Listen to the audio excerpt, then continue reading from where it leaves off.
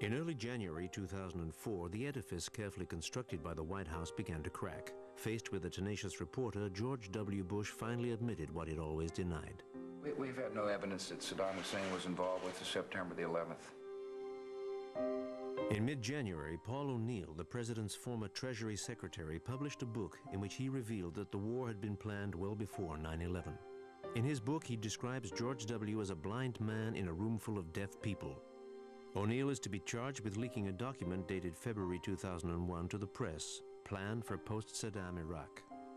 A few days later, David Kay, who'd headed the team looking for WMD in Iraq, returned to Washington empty-handed. Along with 1,400 weapons inspectors, he had spent 8 months searching vast tracts of Iraqi desert in vain. There was no sign the WMD ever existed. I wanted to call them and ask them if they'd tell me exactly where they were, since they seemed to be much more sure about their existence than those of us who were searching.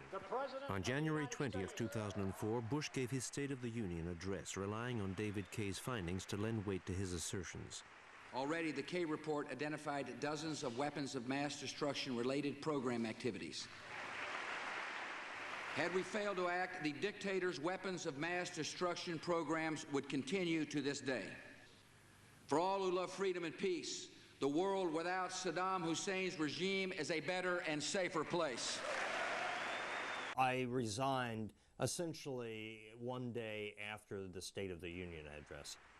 I thought the politicians should have been far more cautious about what they were saying. He should have said, in my view, we were wrong. He didn't. There is an obligation to frankly acknowledge error. All the Iraqis we were talking to, despite the fact that I had millions of dollars I could have rewarded them with, I could have provided them a palatial living place in the United States if they had taken us to weapons of mass destruction. In spite of all these incentives, no Iraqi had a story that said they had weapons or they had ever had weapons. We were all manipulated by Saddam Hussein. And I include myself during my days as inspector. I think he was bluffing. It turned out we were almost all wrong in terms of his actually having weapons. Most of his weapon stockpile, the pre-91, had been destroyed during the 90s. There is no evidence that he recreated large stockpiles of chemical and biological weapons, and his nuclear program was a very pale shadow of a large program in the 1980s. It almost didn't exist. The April 5th speech of Secretary Powell really looks a bit ridiculous now in terms of what we found. David Kay's resignation in mid-election campaign came as a bombshell. In late January, Colin Powell said, "If I had known what David Kay told the Senate, my advice to the president would not have been to engage hostilities."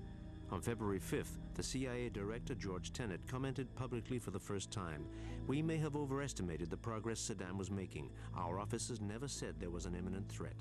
The worst thing for a democracy is to suppress the truth in the interest of the election.